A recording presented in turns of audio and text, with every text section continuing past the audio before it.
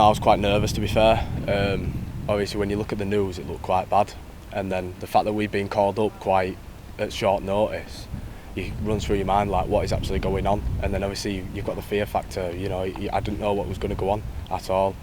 You know, I wondered what it was going to be like, what the country was going to smell like, because obviously people who've been there before have always said it doesn't smell that nice. You know, what am I going to see? Am I going to really come back from this? Loads of different thoughts going through my head when I was on the flight going to Kabul.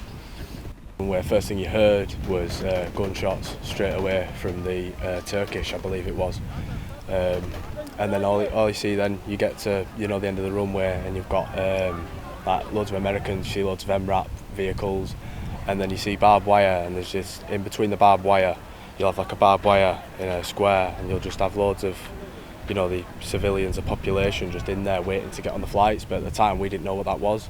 And you're just seeing soldiers going around everywhere, weapons, everything.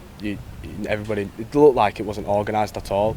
And when we were walking through, all you could hear was constant gunshots at that time.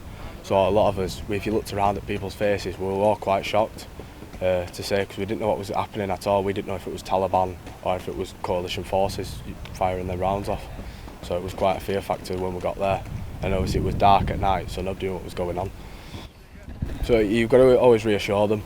So when there was gunfire going off on a night, or even throughout the day sometimes, some of them were quite jumpy because they didn't realise what it was. You had to reassure them all the time, pretty much, and make sure that there was food there and there was water there for them, and that you reassured them. And when they asked you a question, say when am I next going, you had to reassure them that it was going to be soon, and that they was going to get on that flight, because a lot of them were very scared. Quite sad, to be fair, quite sad. It's a different bit of life that you don't see. So I've never seen that before. I've never seen people jumping over fences because they're that desperate to get away, and it's things like that, like just seeing children as well. So like there was children who had been injured as well, and children were scared, and children who didn't really know what was going on. And it's quite sad to say that when you get brought up in a completely different country, you get brought up different, and then you think of how these children have come into this world, and that's the first thing they're seeing.